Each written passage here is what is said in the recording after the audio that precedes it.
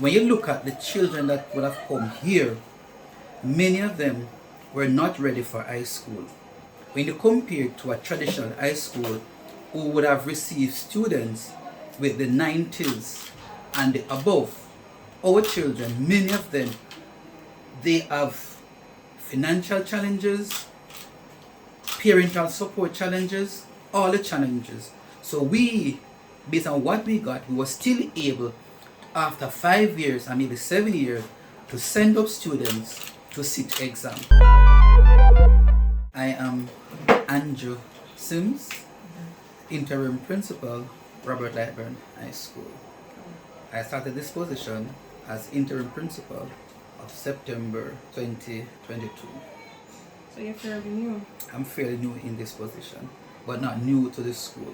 New to the school? I have been here like 27 years. As a teacher? Teacher of mathematics, grade supervisor, head of department, senior teacher. You know, Robert Lightbourne High School was labeled as a failing school some years ago. What do you think accounted for that? One of the things we would need to look at is the quality of material that we would have received from the ministry. And then based on that, this school would have done a lot with the quality of material that we would have received. When you look at the children that would have come here, many of them were not ready for high school, in the sense that their performance were way down.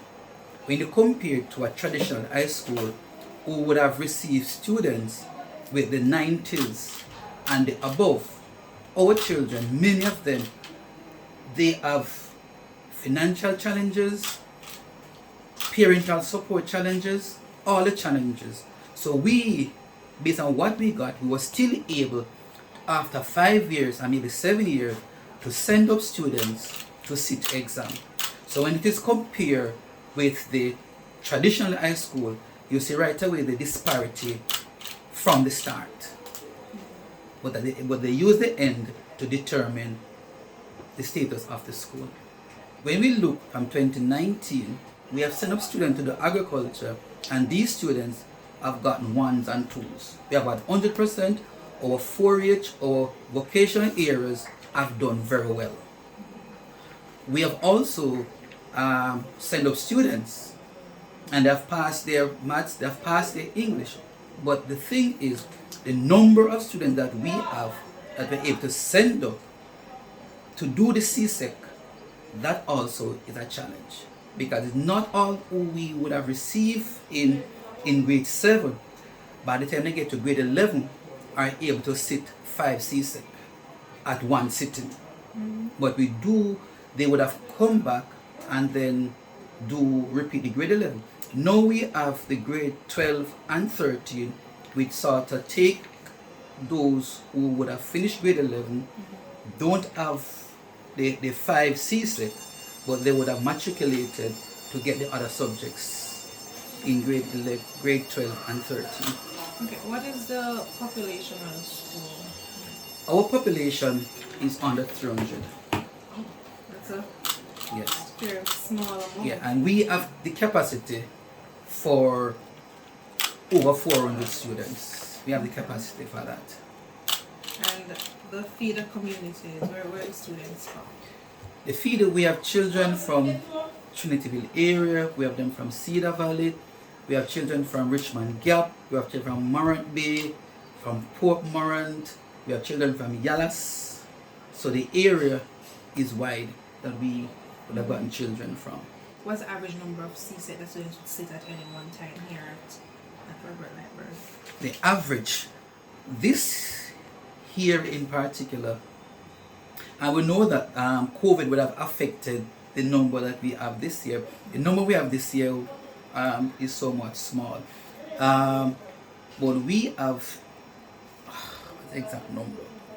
But we have over 100 in terms of subject, but in terms of individual, it might be in about 50 students. 50 students sitting CSEC? Students, yes. Because some might be doing one subject, some might be doing 2, some might be doing 4. One of the things that we do once they come here, we do a reading assessment. Now, reading assessment is done for all students. So whether you were sent by the ministry or you have chose to relocate to here, you have exposed to a reading test. That reading test will allow us to see the level where you're at, and then we then put the program in place. We have specialist teachers who will do the reading with these children to bring them up to a level. We have gotten children here in our high school in grade 7 that letter sounds they don't know. Letter sound, but we have been able to work with some of these, and then by the end of grade 11 and an additional year, they are passing 3 or 4 CSEC subjects. We have done that. That has happened. Is the failure of our education system on a whole, like what accounts for students actually go through the primary, the basic school level, and be placed in a high school without even knowing letter sounds, something as you know? When you look at the profile of some of these children, their attendance at primary school is also a factor. And even when some would have gone to school, they did not spend as much time with the thing.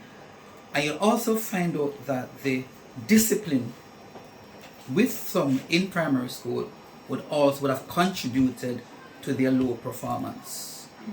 Parental support again is also a key factor. Okay, when you do the investigation, you'll find out that some of these children they are living with parents, but the parental involvement is very minimal. So that also would have contributed. When you check it out, homework, they didn't do much homework. And what homework does is to reinforce what you would have learned in school. And if parents are not there to guide them, some per se, because some who are intrinsically motivated will do, but the others who don't have anybody see it as a free time and just do what they feel like. But for the quality of students that you get, do you think that you're getting enough support from the ministry to deal with that quality of students that you get here yearly basis? More support will always be needed in schools. What kind of support are you getting from the ministry here? Well, we would have received, we had a intervention program, and we were given some material, all right, and that would have happened like 5 years ago. Because we had an intervention program, so they would have given us those material, but those material over time would have been used up. What kind of material? In terms of, we got material like what I call them, things that the children could use, especially for maths. I'm trying to figure out the exact word now, but things that they could use for maths. So we're given some tiles, we're given some equipment, a number of things. So we're able to use them, but over time, some of those would have been depleted. We are moving in the age of technology. And right now, technology would be a great help. We have recently, just like last week, received some brand new laptops from the ministry. Alright, but in terms of other equipment like projectors, document readers, things like those would be of great help to us, that we can use them in our general class. What about specialist teachers? How many do you have here? We do have specialist teachers. We have, in terms of for reading, we have 3 specialist teachers, and we also have the ops coach, right? They're giving support, and they are doing their best. They have been working. They have been working. But sometimes based on what you get and the level that they are, they just keep on pushing. Do you think a school like Robert Lightbourne needs more specialist teachers in order to, get the fullest potential out of its students? Yes, because again, there were times you would have gotten students in the grade 9, grade 10 who would have missed out on grade 7, grade 8 from whichever school they are coming from. So some of those are not able to benefit from the grade 7 to 9. So if we can get specialist teachers right across, then it would have been a plus for us. Because again, when you would have spent grade 7, grade 8 dealing with these, then you got to move to grade 10, the new ones coming in. So you take these to a level, you got to put them up here, more keep coming in. So if we had a specialist to go right through, it would have been far better at the end of the day. What were your CSEC passes like last year? Last year it was Did you see an improvement in them compared to the year before? It would have been difficult to compare last year because of the COVID, right? And if you move right across most schools, there was a sort of dip in terms of performance last year due to COVID. But we, the teachers, have been doing well. And I can share with you, during the Easter holiday, most of the teachers used the Easter holiday to teach. They were here with students. Yes, they were here Tuesday, Wednesday, Thursday. The Friday we have the sciences.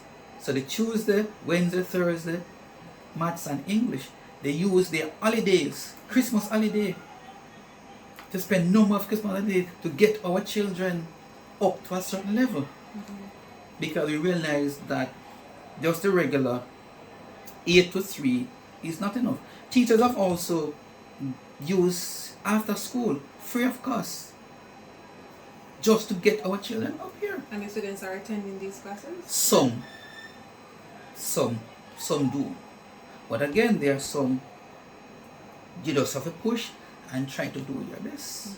It sounds like you have a very dedicated very so you were dedicated not staff. affected by the migration of teachers. Funny enough, all of our students, all of our classes here, we have had teachers for them. For September, we were not affected by the migration. I don't know, but we were not. We did not lose any teacher to migration. So all our classes. I know in the early part there was like 1 or 2 resignation, but we were able to fill those in short order. But all our core areas we had teachers for them. What is the preparation like for CSEC this year, and what are some of the areas that you're kind of worried about? Well, teachers have been using the past papers, so they've been using that. They've been having, as I said, marathon sessions with them. So those are things that they have been doing. Teachers have been taking evening classes to ensure that certain work are completed within time. The VOC teachers, the SBAs, they have been pushing, getting children to do the SBA to complete it on time. So teachers have been taking, there are sometimes they might pull, say for example, if a child is not doing social study, just for speaking, but they are doing their maths. So they might go to the maths because they're not doing the social study to get that extra push. Teachers have made themselves available.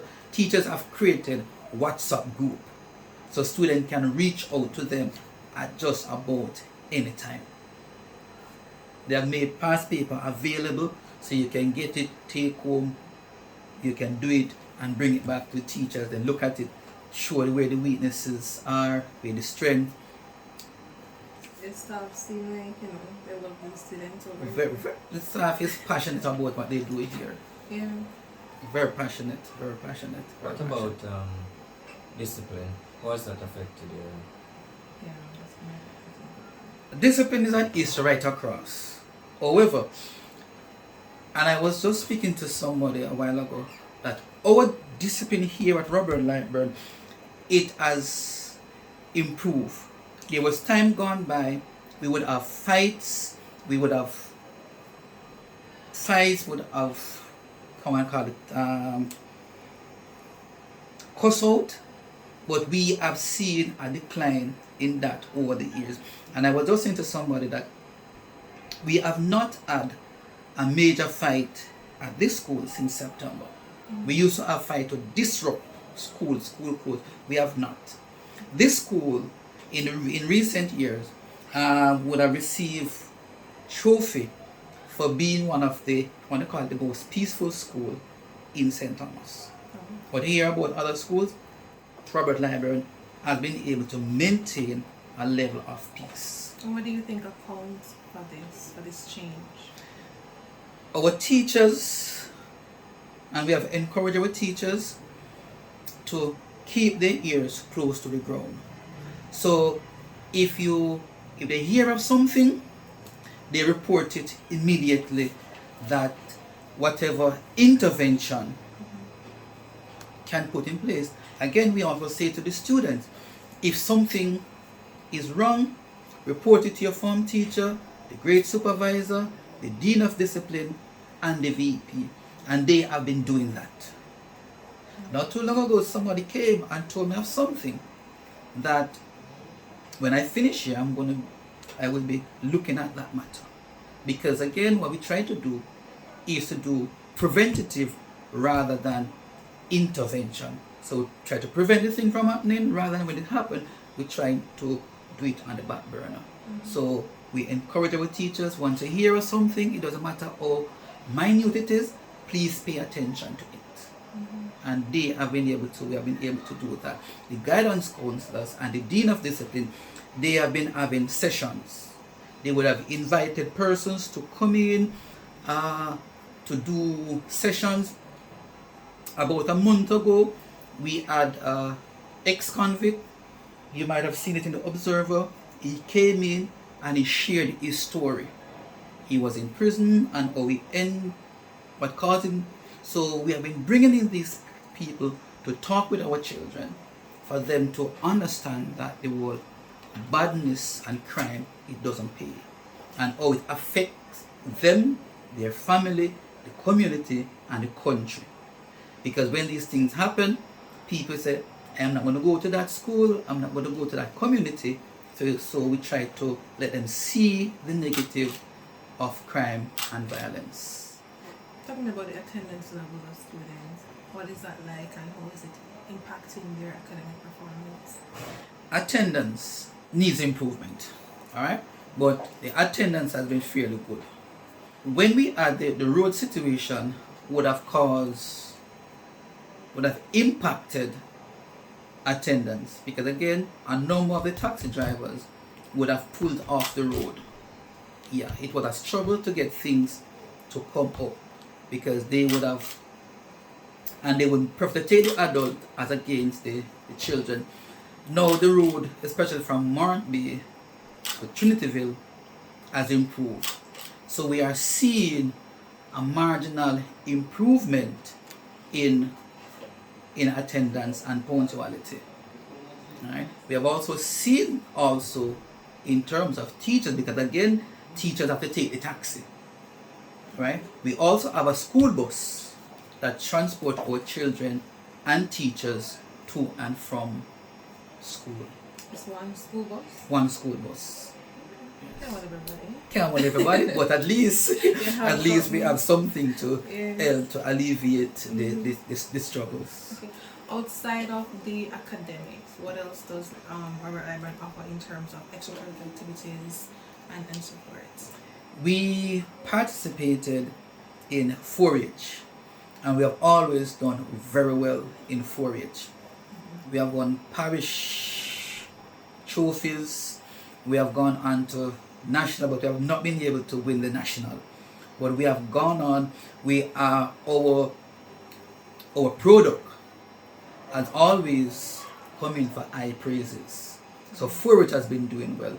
The clubs and societies again, we encourage every child, every student to be a part of at least one.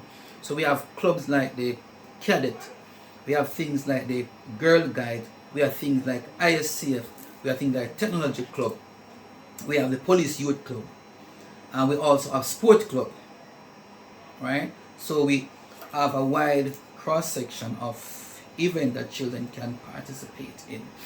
We have not been doing that well in football, but again, right, we need some additional help in that area. We need financial help, we need equipment to help to boost our football program. What about the past student support? Do you have like a strong alumni? We don't have a strong alumni. 1 and 2 will give us things, but in terms of a organized past student, we don't have that. We have been trying to do that, but nobody wants to officially take up the leadership of it. But from time to time, they will send us things. In October, they sent us some football boots and some socks and things, but we don't have an organized past student. Okay. Yeah. And that is also another challenge that we are faced with, to have an organized past student.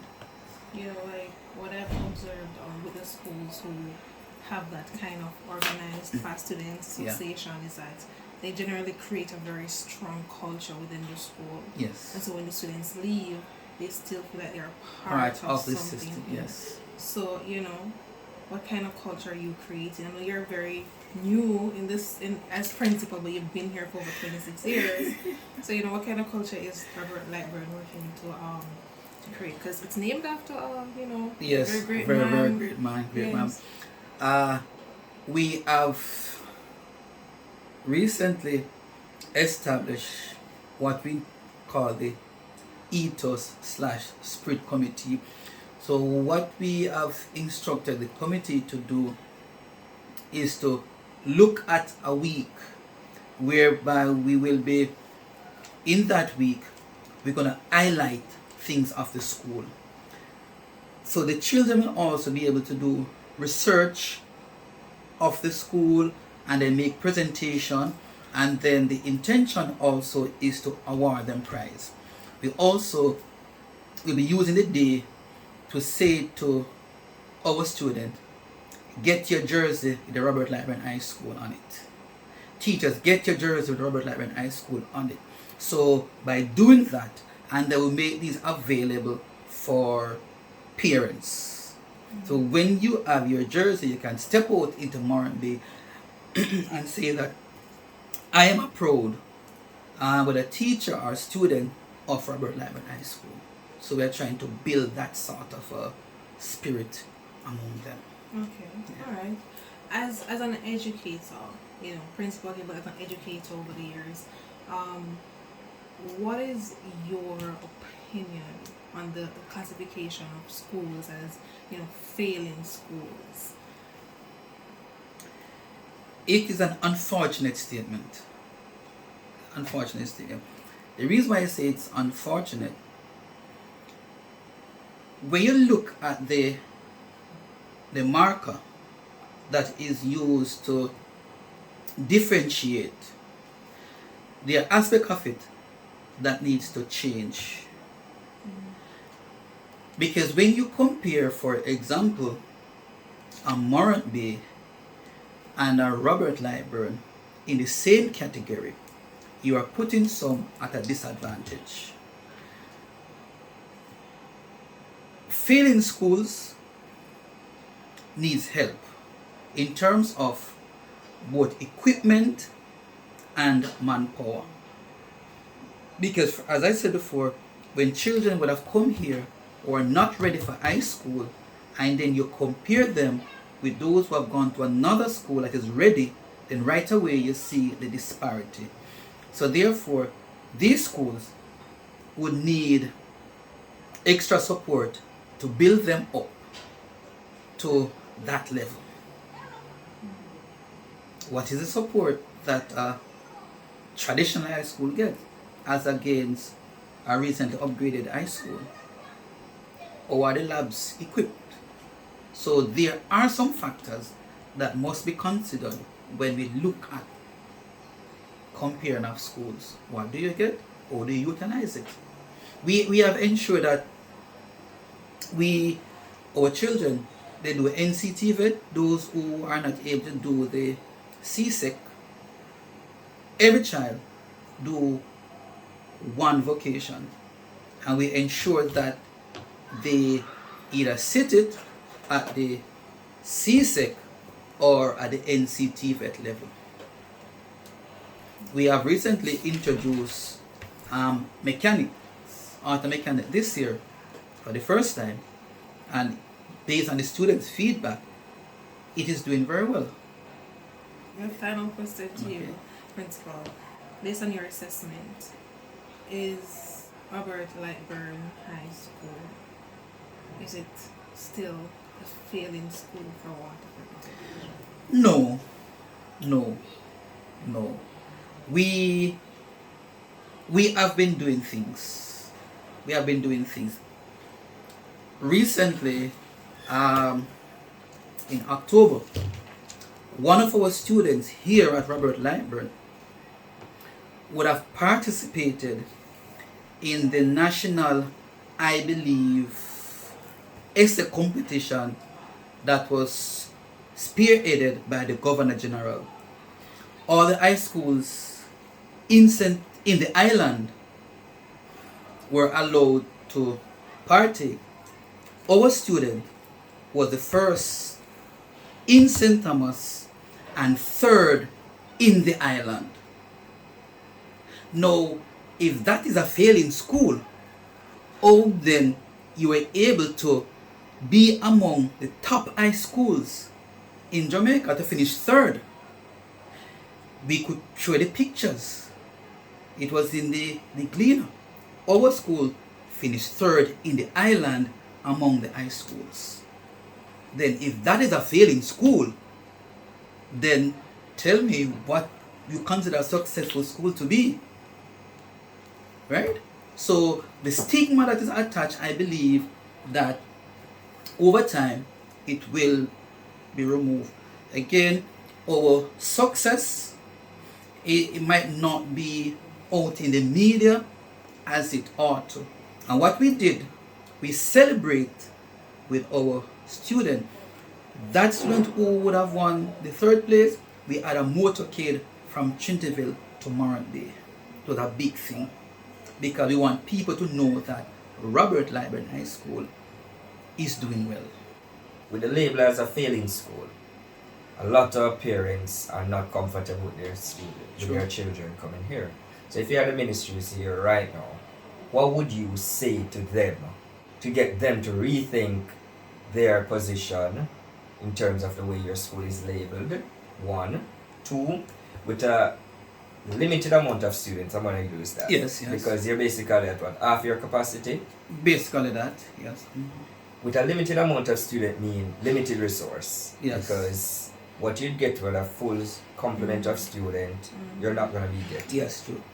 So with these two being some of the main things why I think you're lacking with support from both corporate Jamaica and the ministry, what would you be saying to both entities to improve the relations and maybe to lift that label from your school? What would you say? One thing I would say to them is, forget about what was said. Look at the individual performance. Look at where we would have taken these children from. And look at where they are now. It might not be the big incremental jump, but if you look at our performance, when you look at our monthly performance, our terminal month performance, you'd have seen over time that these children would have moved from this point to this point. We say to them, give us some more resources. We need some equipment. We need projectors. We need document readers. We need to have our classrooms to be more student friendly. Equipment is important. Yeah, we got some laptop, but in terms of projectors, if we can get some more projectors to utilize in our classroom, it would be of great benefit to us. Specialist teachers, we have them, we just need students. And we need quality students. So if we get them, then we can transform this, what I've been saying, to an even greater higher height. Our teachers are dedicated, our teachers are committed. All we need is just the opportunity to shine. Our slogan is Purple Pride of the East.